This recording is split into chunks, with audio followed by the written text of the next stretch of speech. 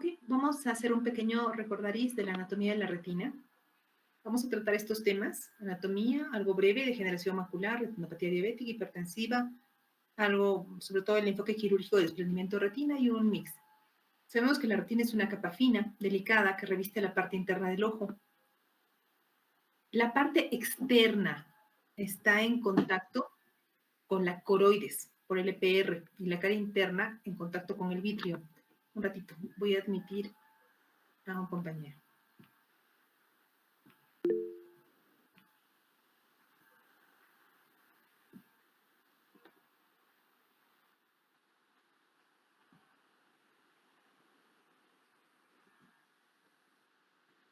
Ok, vamos a seguir.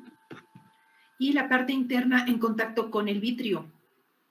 El vitrio, recordemos que es la gelatina que está dentro de nuestro ojito. La topografía en sí cubre 3/4 partes de la superficie ocular. Observamos aquí, toda esta zona es cubierta por la retina. Por delante tenemos el cristalino, tenemos la pars plana, la córnea. Y es importante saber el espesor de la retina, porque también depende de ese grosor para los traumas oculares. Alrededor de la papila es donde es más grueso, inclusive el vitrio en esa zona es muy adherido. En la fobia es 0.10 milímetros, en el ecuador del ojo, que es esto, que es 0.18 milímetros, y en la parte periférica 0.1 milímetros. Es súper delicada. Por eso es que la mayoría de los desgarros ocurren en esta zona, en la parte periférica, porque es muy delgadita. Tenemos aquí la mácula, la fobia y la fobiola. Nos interesa mucho esta zona porque donde haya patología en esta zona es un área crucial, porque esta zona nos permite ver color, tamaño y forma. Si se altera, se va a alterar la visión de color, tamaño y forma. Esta es la zona del lumbo. Y dentro del lumbo hay una zona muy especial, que es esta. Observen esta imagen. Hasta aquí llegan los vasos. Pero en esta zona, en la zona vascular foveal, no ingresan vasos. Habrán escuchado que colocamos inyecciones intravítreas a los pacientes para degeneración macular relacionada con la edad. La degeneración macular invade vasos anómalos esta zona, los invade. Por consiguiente, cuando ingresan vasos, y es algo patológico, es una zona avascular de la mácula. Aquí a sus compañeros en anteriores charlas les mencionaron las capas de la retina. Esta es una imagen de una tomografía de coherencia óptica que pido mucho a los pacientes para descartar justamente patología en la retina. Entonces, nos vamos a ubicar en el OCT. Aquí está la coroides. Si nos tenemos que ubicar, por acá debería estar la esclera. Aquí tenemos la coroides. ¿Cómo nos damos cuenta de la coroides? Porque es una zona oscura. Todas estas zonas negras que ven son vasos. Otra capa bien importante es el epitelio pigmentario de la retina. Cuando se pierde estas líneas paralelas, hay alteración a nivel macular. O sea, aquí está el epitelio pigmentario. Aquí está. Una fila más arriba están los fotorreceptores. Si se altera esta capa es crucial y sobre todo si hay patología en esta zona, que es la zona vascular, el pronóstico visual no es muy bueno. Tenemos la membrana limitante externa, la nuclear externa y hacia el otro lado, en la parte interna, tenemos las mismas capas. La nuclear interna, la plexiforme externa, la capa de fibras nerviosas en la retina. Hay pacientes que tienen patología macular, o sea, una degeneración macular, una retinopatía miópica, y como ven que la capa de fibras va por acá y se extiende, este es el nervio óptico, se extiende este nervio, muchas veces cuando se toma el OCT se observa que en esta zona hay alteración, disminución de capa de fibras, por secundario a esa alteración de fibras a la alteración a nivel macular. No siempre van a tener glaucoma, sino es secundario el daño en esta zona. Por eso aquí está el nervio óptico, de ahí tenemos el vitrio. Esta capa es bien importante, es la capa superficial, la que está más en contacto con la parte interna, con el vitrio, que es la membrana limitante interna. Esa membrana se engruesa y hacen membranas epirretinales. Cuando el paciente tiene engrosamiento de esta capa, se llama membrana epirretinal y eso se puede pelar, se hace un pelamiento de la membrana.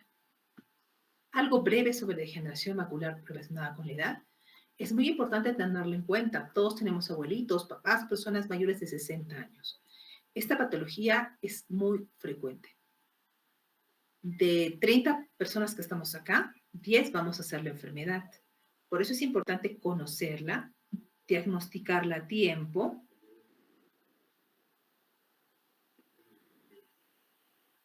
Y vamos a conocer un poquito más. Como su nombre dice, es una enfermedad degenerativa. 2, evolutiva.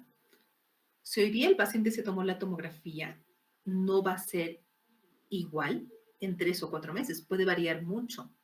Y sobre todo multifactorial. Y tenerla en cuenta porque puede causar la pérdida definitiva de la visión central. Eso es lo principal. Saber que si nos da degeneración macular, podemos tener una muy baja visión. Tenemos 2 tipos de degeneración macular. La degeneración de tipo seco y la degeneración de tipo húmedo. La degeneración de tipo seco es la más abundante. 80-90% de las personas. Son pacientes que si observamos la mácula, observamos lesiones medias blanquecinas. Si tenemos mucha imaginación, son medias redonditas en esta zona, pero no hay sangrado. Y la degeneración de tipo neovascular o de tipo húmedo, que afecta entre el 10 al 20% de personas. Este paciente casi siempre previamente empezó con una degeneración de tipo seco, casi siempre. Pero por diferentes factores, esas lesiones secas empezaron a exudar, a crecer nuevos vasos, y esos vasos invadir la mácula, la fóvea y la foveola. Y tenemos este tipo de membranas, se llaman membranas neovasculares coroideas. Su nombre lo dice todo, membrana con nuevos vasos que emergen desde la coroides. Hay 2 factores importantes, como creo que en casi todas las enfermedades, por lo menos oculares. Factores genéticos y factores ambientales. No me cansaré de decirles que el sombrero y los lentes son importantes. La luz azul, que está ubicada en longitud de onda entre 400 y 400 nanómetros. Por eso es que los pacientes, cuando les digo que compren, un ratito por favor, voy a admitir, que compren sus lentes, lo hagan en el rango de esa protección ultravioleta. Por eso es que se les indica que su filtro debe ir entre 400 y 500. A veces el paciente piensa que es el precio del lente. No, es el tipo de filtro que debe usar para protegerse de forma adecuada los ojos. Cuando somos relativamente jóvenes, nuestro cristalino es el que se encarga de proteger nuestro ojo. Este cristalino, como su nombre dice, es cristalino y absorbe toda la radiación ultravioleta. Y al absorber la radiación ultravioleta se torna amarillento. Es porque el pobre cristalino absorbió todo, fue como una esponja y todo tiene un límite en el cuerpo. Y cuando el cristalino se vuelve amarillo es una catarata. Por eso es que en esta zona, por la radiación ultravioleta, son cataratas extremadamente duras comparadas con personas que viven en Arequipa, en Lima o en el norte. Esas cataratas no son tan duras como las nuestras son extremadamente duras porque absorben demasiada longitud de onda. En resumen, lo que ocurre, se altera la hipofucsina que debería haber sido eliminada. Esto debido a que la luz azul no permitió el adecuado drenaje de la lipofucsina. Se empieza una oxidación, de una peroxidación lipídica y luego una alteración del ADN a nivel del epitelio pigmentario de la retina. Pero, les reitero, el origen genético es muy importante, la fototoxicidad que acabamos de revisar. Y ese término es muy importante que es la fotoprotección. Los medicamentos que recetamos para pacientes con degeneración macular son antioxidantes, porque lo que lleva a la degeneración macular es una oxidación. Por eso es que funcionan tan bien los antioxidantes. Entonces, ¿por qué vamos a tener degeneración? Fototoxicidad acumulativa. Si vamos al sol, sin protección, sin lentes y sombrero, y encima nuestra mamá, nuestro papá, nuestra abuelita tuvo degeneración macular, somos gorditos, comemos muchas grasas, mucha carne roja, fumamos, no hacemos ejercicio, tenemos los dos factores de riesgo y vamos a terminar haciendo degeneración macular. Pero si mi abuelito tuvo degeneración y como mucha verdura, consumo antioxidantes desde antes de los 50 años, me protejo con sombrero, uso lentes de sol, es poco probable que hagan la enfermedad. En la degeneración de tipo seco usamos antioxidantes, que se llama la fórmula ARE2. Existen múltiples marcas, Unilife Plus, Vitalux, Macubit, Piari, Retarón, son muchas marcas que tenemos en el mercado. Esos pacientes, lo único que les podemos ofrecer por lo pronto es ese tipo de vitaminas. Pero ¿qué hacemos en los pacientes con degeneración húmeda, los pacientes que tienen degeneración con una membrana neovascular coroidea? Les planteamos terapia antiangiogénica. Hace muchos años se planteó los los estudios Marina y Anchor, que fueron uno de los pioneros, en los cuales se les colocaba una dosis fija mensual por 3, 4, 5, 6 meses. De ahí cambió mucho el tratamiento y se empezó a hacer carga, una dosis de ataque de carga. Actualmente esa dosis de carga es una inyección por mes durante 3 meses. Dosis, y de ahí surgieron múltiples estudios. El Pierre indicaba, el estudio Pierre, que teníamos que colocar inyecciones cada 3 meses. Otros estudios, como el CAT y el IVAN, indican PRN. Yo sigo ese tipo de esquema. O sea, cuando el paciente, después de las 3 dosis de carga, veo que se le activa la membrana, ahí le coloco la inyección. No le coloco dosis fija todos los meses, porque a veces el paciente no lo necesita, con 3 dosis es más que suficiente. En el mercado tenemos 3 medicamentos, que es el Ranibizumab, que es el Lucentis, el Bevacizumab, que es el Avastin, que es el que colocamos actualmente. Anteriormente colocábamos el Lucentis, y el Aflibercept, que también tenemos en la institución. Esos son los 3 medicamentos. ¿Cuál es el mejor? ¿Cuál es el peor? Ninguno. Cada uno tiene sus indicaciones y cada uno tiene una eficacia excelente buscando al paciente adecuado. La FDA ha encontrado que en pacientes con degeneración macular de tipo avanzado, que se llama atrofia geográfica, me voy a ir a este gráfico, cuando la membrana neovascular se reabsorbe después del tratamiento, queda una enorme cicatriz. Cuanto más antes colocamos la inyección, menos cicatriz tiene. Llegan al servicio muchos pacientes que no tuvieron la oportunidad de colocarse las inyecciones y forman unas cicatrices gigantes en esta zona. Y la retina se atrofia completamente, eso se llama atrofia geográfica. Y hasta este momento no había tratamiento para esos pacientes. Daba pena, eran pacientes que no le hacían bien las vitaminas, no eran candidatos para inyecciones, iban quedando poco a poco ciegos. La FDA está ya en fase 4 con un medicamento que se ha demostrado mejoría y el enlentecimiento de la atrofia geográfica en el 30% de pacientes. Todavía no tiene un nombre comercial, pero espero que en los próximos meses o años ya contemos con ese medicamento para poderlo usar y evitar tener pacientes más ciegos. La retinopatía diabética, todos debemos conocer a algún vecino, amigo o algún familiar nuestro debe tener diabetes. La retinopatía diabética es muy cruel si es que no la diagnosticamos a tiempo. Es una microangiopatía que afecta todos los vasos, arteriolas, precapilares, capilares y vénulas de la retina. Esta es una retinopatía diabética en grado 4. Observamos el sangrado, la tortuosidad vascular, esta estructura que parece algo fibroso, con estas zonas retráctiles como que están jalando la retina. Aquí estas zonas infartadas que son blanquecinas, esta zona pálida, observen cuán tortuosos están los vasos. Este es el estadio final en un paciente con retinopatía diabética que no controló adecuadamente su glicemia. Todo ojo se enferma con glicemia por arriba de 130. Es procurar que nuestros pacientes tengan glucosas menores de 130, si no, son candidatos a terminar así. Y en la degeneración macular, el paciente no queda completamente ciego. Estamos regresando al tema anterior. En el peor de los casos, los pacientes quedan viendo sombras en la degeneración macular. Pero en la retinopatía diabética, en estadio final, el paciente puede quedar absolutamente ciego. Es una mezcla de daño funcional versus daño estructural. Aquí, ¿cuál es la clave? Los vasos a nivel de la retina tienen ciertas uniones entre las células. ¿Qué hace la retinopatía diabética? Altera justamente las uniones intercelulares. Y esa alteración lleva a fuga de la sangre. Es como que ustedes tuvieran su casa con su pared, con sus ladrillos, y sacaran varios ladrillos de su pared.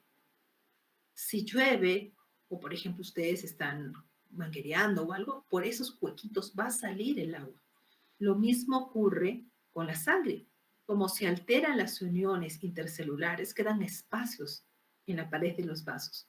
Y ahí es donde sale la sangre y donde causa el daño. Hay muchos factores de riesgo. Uno, la raza negra. La parte genética siempre va a estar presente. Los pacientes con HLA-DR4 y la ausencia de DR3 es un factor grande de riesgo. El tiempo de evolución. No es lo mismo tener un paciente con un año de diabetes que tener un paciente con 20 años. Ese paciente con 20 años, de todas maneras, va a tener algún daño estructural.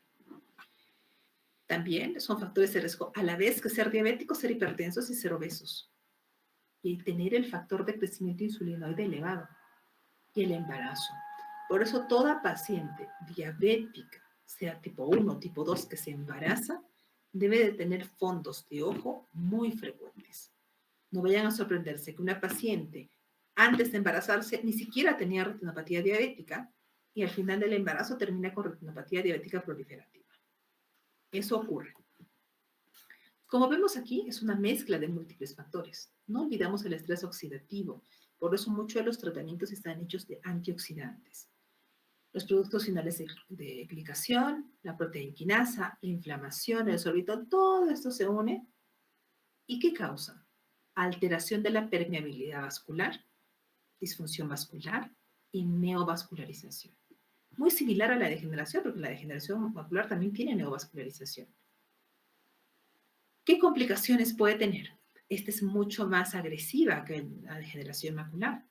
Desprendimiento de retina, puede haber un hemovitrio y eso llevarnos a ceguera. En los pacientes con con diabetes de tipo 1, a mayor cantidad de años de enfermedad, mayor riesgo de retinopatía diabética. Es mucho más agresiva que la diabetes tipo 2. Miren, los diabéticos tipo 1 a los 5 años, ya más del 20% va a tener. En los 20 años, todos van a tener. La degeneración, el problema a nivel de la retina en los pacientes diabéticos tipo 1 es muchísimo más agresiva que en los pacientes de tipo 2. A nivel vascular terminan con la retina desprendida, terminan ciegos a veces de los dos ojos. Es muy cruel la enfermedad.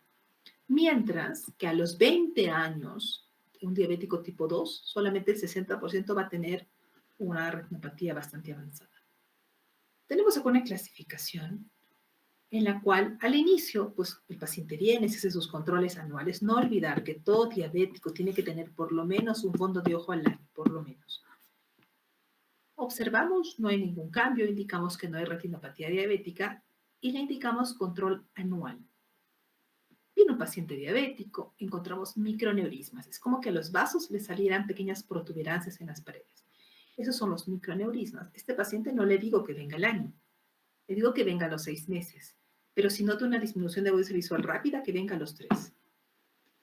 Viene otro paciente diabético, pero ya no solamente tiene microneurismas, ya tiene un poquito más de hemorragia, los vasos ya no están rectos, están tortuosos. Este paciente le voy a decir lo mismo, que venga en 6 meses. Si baja más la visión, adelantar la cita. Y en otro paciente con ya mayor compromiso de la agudeza visual, que tiene 20 o más hemorragias intrarretinales en cada cuadrante. El ojo lo dividimos en 4 cuadrantes: temporal superior, temporal inferior, nasal superior, nasal inferior. En cada cuadrante debe haber 20 pequeños puntitos de sangrado. Esa tortuosidad vascular que nosotros le decimos arrozamiento venoso debe tener en 2 cuadrantes o más. Los SIRMA igual son alteraciones de la pared vascular prominentes en 1 o más cuadrantes. Si yo encuentro más de 20 hemorragias, encuentro arrozamiento venoso, ya no le voy a decir que tiene una retinopatía diabética no proliferativa moderada ni leve. Le voy a decir que es severa. Este paciente no le voy a indicar que venga en 6 meses, ni en 3 meses. Tengo que plantearle alternativas tipo antiangiogénicos, los mismos que uso en degeneración macular, y a la vez láser. Muchos de estos pacientes no nos creen porque están viendo bien. Y la mayoría de personas creen que el ver bien es sinónimo de estar bien a nivel ocular. Y no es cierto. Entonces, estos pacientes de 10, 8 no nos hacen caso. Dicen, no, estoy bien, usted me está alarmando por gusto. Avanza la retinopatía diabética y hay neovascularización. Hay hemorragia preretinal o hemorragia vítrea. En estos casos ya no son ni láser ni antiangiogénicos, aunque el antiangiogénico se puede colocar. Acá ya van para cirugía. Se hace vitrectomía. Hay algo que escucharán que los pacientes que se van a operar de catarata y son diabéticos, les comento que es el edema macular. El edema macular no es como la retinopatía diabética, que a los 20 años el 60% va a ser. Hay pacientes que así tengan un mes de diabetes, pueden hacer edema macular. Se hincha la retina, sobre todo a nivel de la mácula, y obviamente baja mucho la visión. Esto es independiente del estadio en el que esté y lleva a un compromiso severo de la visión. Es grave cuando justamente está en el centro de la mácula. El tratamiento son láseres, pero unos láseres no tan potentes como los que usamos en el sangrado, es mucho más bajo, son láser inclusive subumbral, y también usamos antiangiogénicos. Aquí tenemos una retina sana, acá tenemos una retinopatía no proliferativa y proliferativa. Ustedes tienen que grabarse esto, retina sana, retinopatía no proliferativa y proliferativa. En la no proliferativa hay leve, hay moderada y hay severa. Recordemos, hace poquito les acabo de decir que debe haber muchas hemorragias, pequeñas microhemorragias en 4 cuadrantes, aneurismas, el arrosariamiento venoso, y también hay zonas de infarto, los exudados duros y exudados blandos. Y en la proliferativa, mucho sangrado, mucho infarto, mucha tortuosidad vascular. ¿Qué le planteamos al paciente? Fotocoagulación con láser. Se quema la retina. Seguro que el grupo que hoy día asistió conmigo, una paciente que no tenía diabetes, pero que tenía otro tipo de problema, le habían comentado que el láser le iba a arreglar. No es así. El láser quema la retina. Se quema así con un aparato que entra al ojo. ¿Por qué lo colocamos? Porque al quemar la retina ya no hay proliferación vascular, pero tampoco vamos a poner láser en toda la retina. No podemos poner, por ejemplo, a nivel de la mácula, lo dejamos ciego al paciente. Y explicarle que cuando vamos a colocarle el láser, vamos a disminuir su campo visual. A mayor láser, inclusive hay pacientes que quedan con visión tubular. Solo ven así como el paciente de glaucoma por un tubo. Otro tratamiento son las inyecciones intravítreas, los mismos medicamentos que usamos en la degeneración macular. Y cuando ya es de tipo severo, se ingresa vía pars plana y se hace una vitrectomía. Así como operamos catarata y destruimos el cristalino, en la vitrectomía lo que se hace es se aspira el sangrado. Por acá ingresa líquido y este es un aparatito que es el vitrector y va comiéndose todo el sangrado. Y tenemos aquí a veces, juntamente en la zona de la infusión, tenemos otro aparato que va quemando la retina. Eso ya es en estadios de retinopatía diabética no proliferativa severa o retinopatía diabética proliferativa. En esos dos casos se puede se puede hacer la vitrectomía. Este es un estudio que hice el 2017, pensando en que la retinopatía diabética aquí era menor que en otros lados. No es cierto. La retinopatía diabética es igual tanto en altura como a nivel del mar. Son muy similares. Algo breve sobre la retinopatía hipertensiva. El ser hipertensos no nos salva de tener problemas en la retina, mucho más al contrario, nos eleva el riesgo. Tenemos varias formas de presentación. La retinopatía hipertensiva, que eso generalmente es en pacientes que así como la diabetes tienen varios años de enfermedad. La coroidopatía hipertensiva, que es lo importante, que es la neuropatía óptica hipertensiva. Hay pacientes jóvenes me refiero desde los 15, 20, 30 años, que súbitamente debutan con hipertensión arterial con cifras mayores a 200. A veces de forma idiopática, pero a veces causado, por ejemplo, por un feocromocitoma. Esto es grave, porque la neuropatía óptica hipertensiva causa esto. Observen la cabeza del nervio óptico. No es un nervio regular. Los bordes del nervio óptico están borrados. Aquí está haciendo un papiledema. Y aquí observamos sangrado a nivel de la mácula y estos exudados blancos, blandos, que son zonas infartadas. Los pacientes con neuropatía óptica hipertensiva que debutan con hipertensión, valores de hipertensión por arriba de 200, 100, 150, lamentablemente, así les bajemos la presión arterial después de su episodio agudo, la mayoría queda con una visión muy pobre. Por eso es importante diagnosticar a tiempo. ¿Qué nos puede condicionar? La gravedad de la hipertensión. A mayor nivel de presión, mayor riesgo en la retina. A mayor tiempo de enfermedad, mayor riesgo. ¿Cuán rápido se instaura la hipertensión? Como les comentaba, los pacientes que hacen papiledema son hipertensiones bruscas.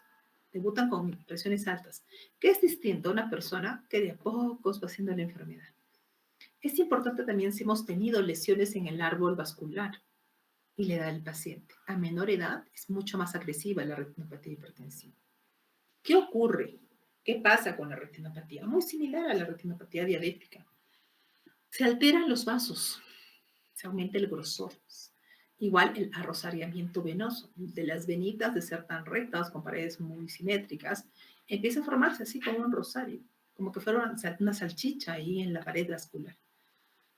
Pierde el brillo, cuando hacemos el fondo, notamos que el vaso ya no brilla, que lo vemos ancho. Casi siempre es el primer signo. Entonces, cuando yo ya veo arrosariamiento venoso, sotil, ya tengo que avisar al cardiólogo que algo no está yendo bien. Seguimos avanzando en la enfermedad y se altera las arteriolas. Se alteran y hacen los hilos de cobre. Aumenta el grosor y disminuye la luz. Las arteriolas se ven rojizas, un reflejo rojizo marrón, por eso se llama hilo de cobre. Sigue aumentando la enfermedad, no hacemos nada por detenerla y se altera. Se altera tanto el vaso que se ve como que se hubiera infartado. Y ahí pasan a ser los hilos de plata. Ya no pasa por ahí la sangre, se esclerosó nuestro vaso. Esta es la clasificación de Geiger-Wigner-Baker, grado 1, grado 2, grado 3 y 4. Grado 1 son pacientes con hipertensión benigna que tienen alteración a nivel de las arteriolas, pero en general no hay disminución de la visión ni mayor compromiso a nivel de la retina. Grado 2, ya los vasos empiezan a esclerosar, sobre todo las arteriolas. Hay una compresión venosa, hay cruces arteriovenosos, y estos pacientes ya hay que orientarlos sobre su estilo de vida y probablemente cambien el tratamiento. Grado 3. Puede existir edema, igual que en la retinopatía diabética. Estas manchas algodonosas son zonas infartadas y a la vez hemorragia. Hay mayor esclerosis a nivel de las arteriolas. Y grado 4 es la hipertensión maligna, con edema de disco. Todo paciente entre grado 3 y 4 ya tiene compromiso renal. Lo mismo ocurre con la retinopatía diabética. Todo paciente con retinopatía diabética proliferativa o no proliferativa severa tiene daño renal. ¿Por qué? La retinopatía diabética y la hipertensiva comparten daño a nivel de arteriolas. Y esa vasculatura la observamos en riñones. Todo va en conjunto, viene en paquete. Daño de arteriola a nivel ocular y daño de arteriolas a nivel renal. Todo paciente en grado 3, 4 de retinopatía hipertensiva tiene daño renal y casi siempre van para diálisis. Aquí observamos el grado 1. Ustedes ven, parece una retina completamente sana. Ligera tortuosidad en esta zona, muy, muy sutil. Grado 2. Ya se hace más evidente su estenosis. Miren ese arrosariamiento venoso y cruces arteriovenosos que no observamos acá. La vena comprime la arteria, la aplasta. Grado 3. Hay pequeñas hemorragias en esta zona, exudados muy chiquititos y edema a nivel de la mácula. Y grado 4, observen aquí la cabeza del nervio óptico terriblemente inflamada y este signo, que pocas veces lo vemos porque pocas enfermedades nos dan. Se llama estrella macular, porque fíjense, parece literal una estrella. Una de las pocas enfermedades que nos da esa estrella macular es la retinopatía hipertensiva. Otra enfermedad que nos da estrella macular es la enfermedad por arañazo de gato. Así se llama porque un gato nos araña y después de ahí entra la Bartonella genzellae. Son pocas enfermedades que nos dan estrellas maculares.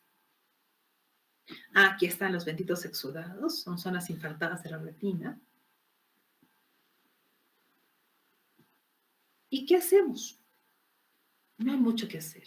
Simplemente educar sobre el estilo de vida saludable, conversar con el cardiólogo, replantear quizá el tratamiento, ser más agresivos con disminuir la hipertensión, porque no hay ningún medicamento como tal, salvo que haya sangrado, que también podemos usar antiangiogénicos, pero no hay un tratamiento específico. Un tipo de retinopatía hipertensiva especial es en las pacientes embarazadas. Habrán escuchado hablar de preeclampsia o eclampsia. Esa es la retinopatía hipertensiva del embarazo. La teoría decía que la retinopatía hipertensiva del embarazo era menor en su media altura. Hicimos un estudio y lo mismo que en la retinopatía diabética, no encontramos ninguna diferencia. Se presentaba con las mismas características que en otros lugares fuera de Polo. Hablaré un poquito de desprendimiento de retina. El desprendimiento de la retina, y hablaron algo sus compañeros, es la separación de la retina neurosensorial del epitelio pigmentario. Toda esta zona se desprende. Y observamos estas imágenes. Cuando viene así es un desprendimiento de retina buloso. Buloso porque se observan bolsas. Esta es la retina desprendida con líquido debajo de la retina y con algunos pliegues en la retina. En la retina, en desprendimiento de retina nos importa dos cosas, mácula on y mácula off. Van a ver en las historias clínicas, mácula on es una emergencia oftalmológica, porque su mácula todavía está pegada, hay epitelio pigmentario. Ese paciente que se opera rápido va a tener una excelente agudeza visual, es una emergencia. Mácula off, como este paciente, es un paciente que ya se desprendió la mácula a nivel de se desprendió la retina a nivel de la mácula. Este paciente se tiene que operar, pero su pronóstico visual ya es muy malo, porque ya comprometió bastantes capas. Hora que pasa con la retina desprendida, son células que se van muriendo a nivel del epitelio pigmentario.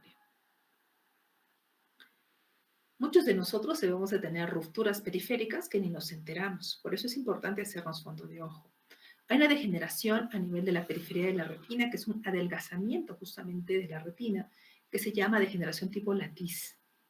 Estos pacientes tienen 30% más riesgo de hacer desprendimiento de retina. Y a veces no tenemos ningún factor, pero igual se desprende. 1 en 10.000, siempre hay un premio.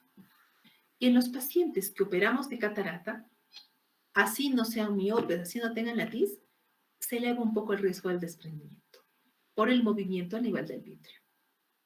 Más miope, más riesgo de desprendimiento de retina. Aquí observamos de 1 a 3 dioptrías, el riesgo es 4 veces superior. Pero 3 a más dioptrías, miren cuánto es, 10 veces mayor es el riesgo. Los pacientes con latiz, entre 20 y 30%, el operar catarata aumenta el riesgo. Y esto es interesante y hay muchas teorías al respecto. Si un ojo se nos desprendió, hay mucho riesgo de que se desprende el otro.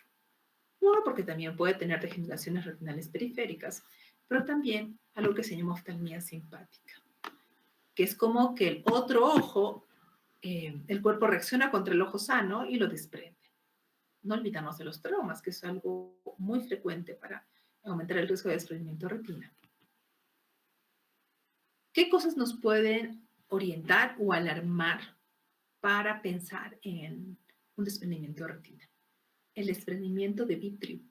Son pacientes que vienen con flotantes, viendo mosquitos, viendo lucecitas. Los mosquitos son las miodesopsias, las lucecitas son las fotopsias, o visión borrosa, porque sangró el vitrio, el hemovitrio.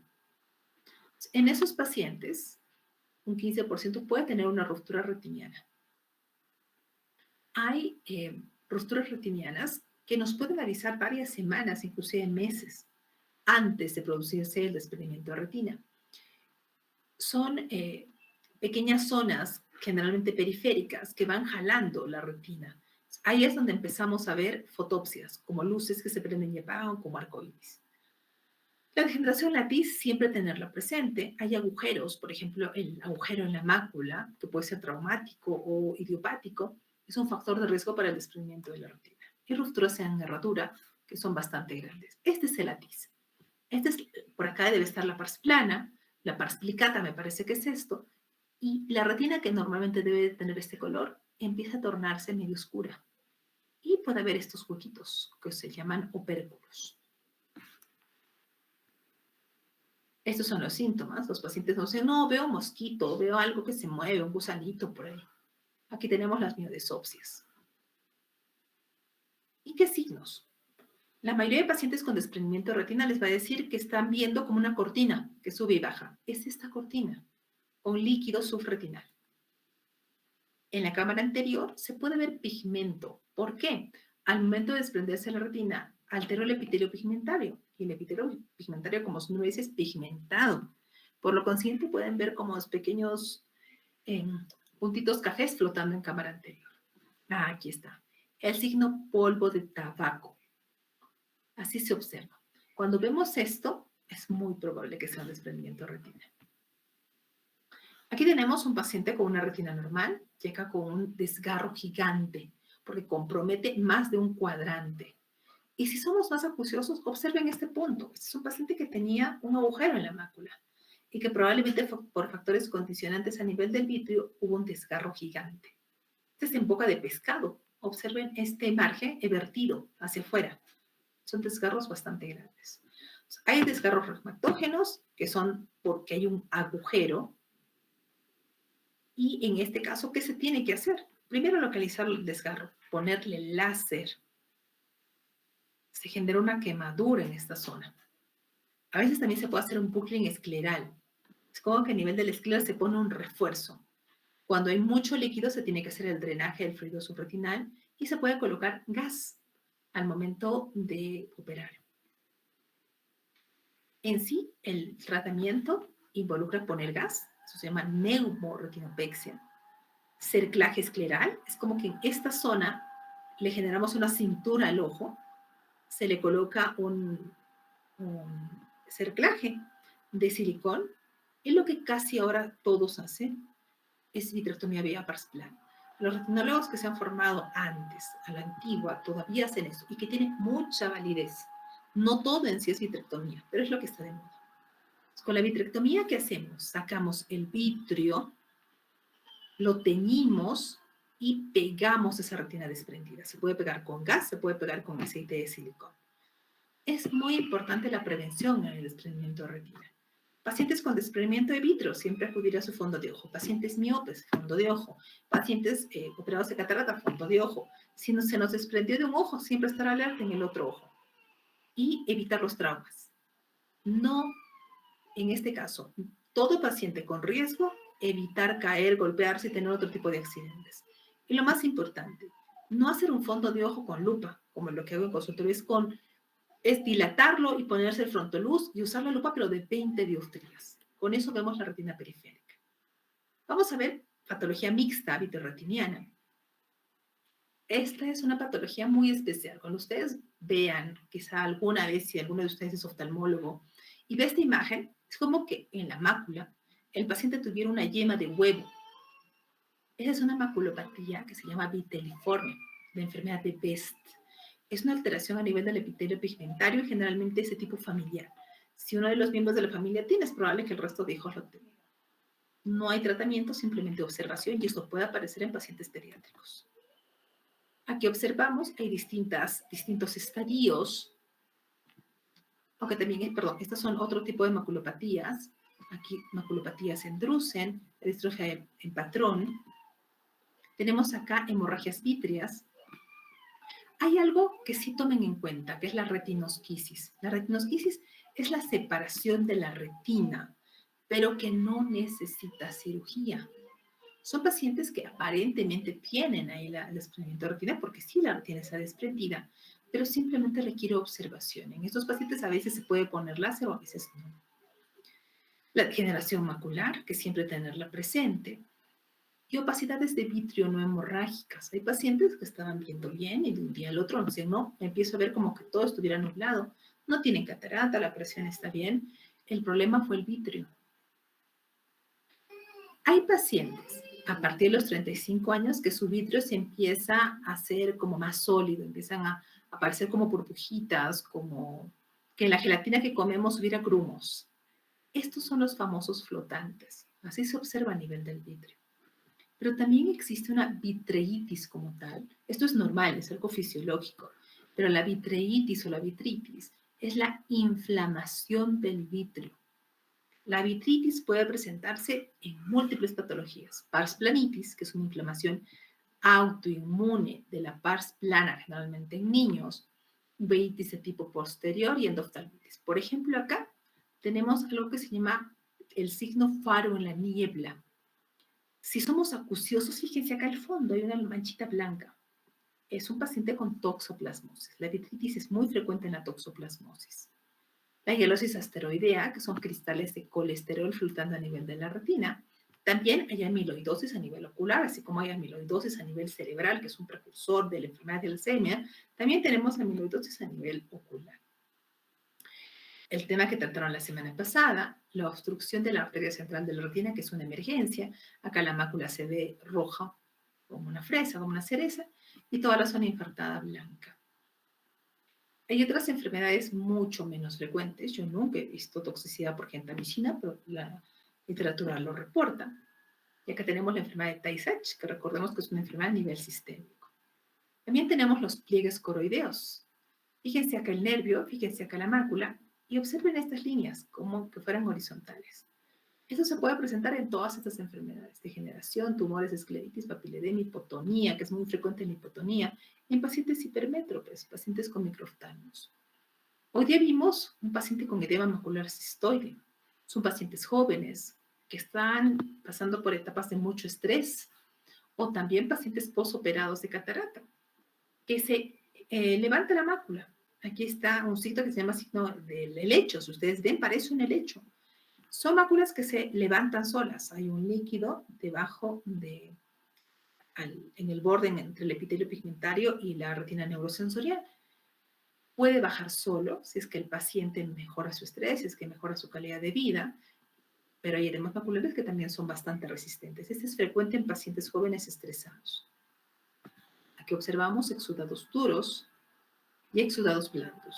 Este tipo de exudados se pueden presentar en múltiples patologías. Y las hemorragias. Existe, así como la obstrucción de la arteria central de la retina, existe la obstrucción de la vena central de la retina. Se infarta la vena central y al infartarse bota justamente, se ve, todos estos signos de sangrado, como en penacho. Y aquí, siempre tenerlo presente, ese es el síndrome del niño maltratado. El síndrome del niño maltratado es cuando algún familiar, la mamá, los sacude a los bebés bruscamente. Si alguna vez observamos eso, tenemos que llamar al fiscal y denunciar a los padres por maltrato. Existe. Es lamentable que estos pacientes generalmente pierden la visión y pues es ocasionado inclusive por la misma familia. Atrofias retinales. Acá observamos un paciente con miopía degenerativa, que su retina se atrofió tanto que solamente estamos viendo esclera. Aquí como les mencionaba, el signo de la estrella macular. Aquí está la neuroretinitis por arañazo de gato. Acá la retinopatía hipertensiva, hemangiomas que también existen a nivel ocular.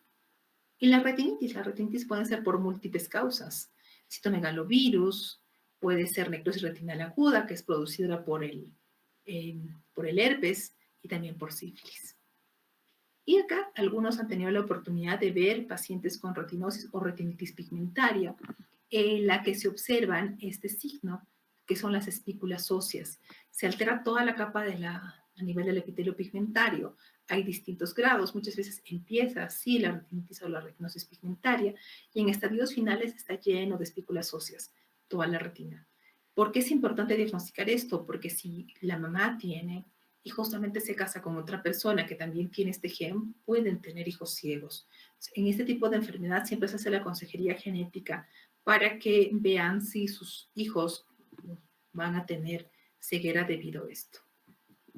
Este es un resumen del resumen del resumen de patología de la retina. ¿Qué dudas tienen de lo que hemos comentado? Deben de tener bastantes dudas.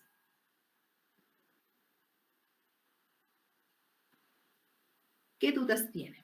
Doctora, Sí, Hakim. Sí, le quería preguntar, doctora, bueno, con respecto a si una edema macular podría ocasionar un agujero macular o también tendrían que interferir otros factores, doctora. No, el edema macular no causa agujero macular. El agujero macular puede ser de tipo idiopático o traumático, pero no, el edema no lo va a causar. Ah, ok, doctora, tampoco el crónico. No, el crónico rarísima vez va a producir un agujero, rarísima vez. Y actualmente existen muchos tratamientos para el crónico, muchos. No creo que llegara actualmente muy difícil con todo lo que hay. Ya, ok, doctora, muchas gracias. No, de nada. ¿Alguna otra duda?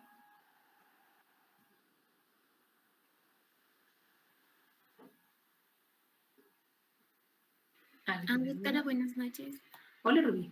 Yo quería preguntar sobre el síndrome de Stickler, doctora.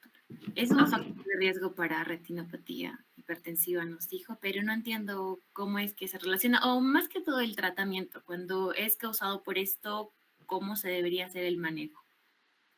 El síndrome de Stickler es un trastorno genético.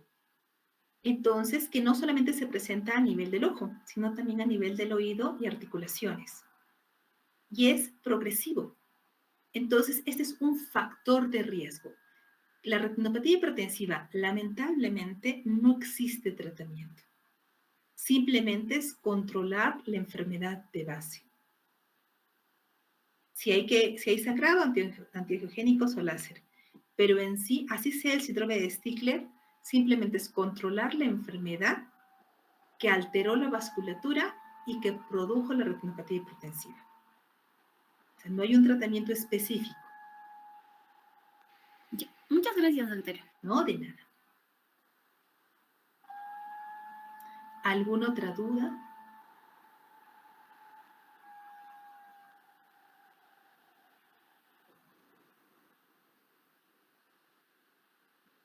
No hay más dudas. Hemos visto mucho de esto en consultorio. Por eso es que, como no se trató estos temas, sentía que, pues no, que estaba incompleta el curso.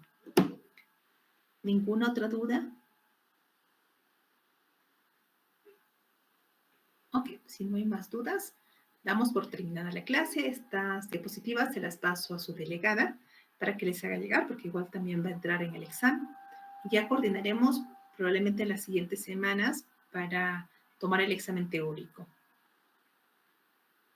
Buenas noches con todos, que tengan un buen fin de semana. Buenas noches, doctora. Saludos. Buenas noches, Gracias. doctora. Chao chicos, buenas